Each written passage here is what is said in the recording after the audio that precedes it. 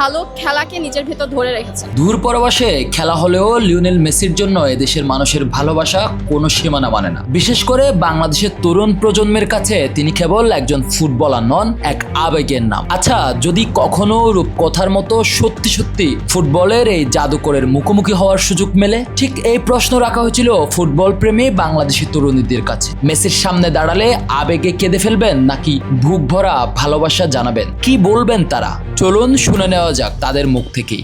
ভাইয়া ওইটা বলে বোঝানো যাবে না ভাইয়া, কারণ মেসির মতো ফ্যান ভাইয়া, স্বপ্ন ভাই স্বপ্ন। দরকার হলে ভাই বয়ফ্রেন্ড ছেড়ে দেবো, তাও মেসিটা ছাড়বো না ভাইয়া। আমি হয়তো আমার বাসার পাশের স্কয়ার হসপিটালে থাকতে পারি, কারণ আমি ওটা নিতে পারবো না, ওটা আমি বিশ্বাস করতে পারবো না যে মেসি আমার সামনে আছে। আমি স্কয়ার হসপিটালে থাকতে পারবো।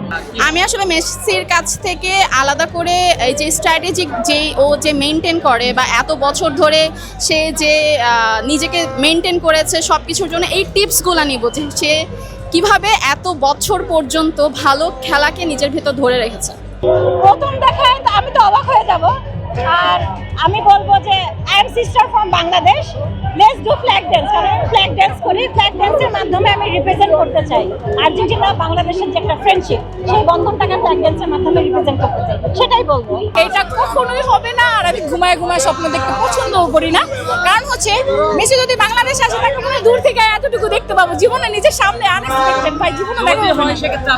আর যদি হয় সেক্ষেত্রে অবশ্যই হচ্ছে তার সাথে আগে একটা সেলফি তুলবো, তারপরে হচ্ছে আমার মানে জার্সিতে হচ্ছে তার একটা অটোগ্রাফ নিব, আর তাকে শুভকামনা জানাবো যাতে সে লিভ না নেয়, সে যাতে থাকে।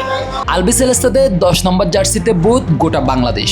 সেই জাদুর কাঠি যার হাতে, সে লিওনেল মেসির সাথে দেখা করার, কথা বলার বা তারই মতো জাদুর কাঠি পাওয়ার স্বপ্ন দেখেন এদেশের লাখো তরুণ তরুণী। আপাতত এই স্বপ্ন অধরা থাকলেও মেসি প্রেমীদের নজর বিশ্বকাপে। আজকের ম্যাচের জয়ের পর সেই আত্মবিশ্বাস এখন তুঙ্গে।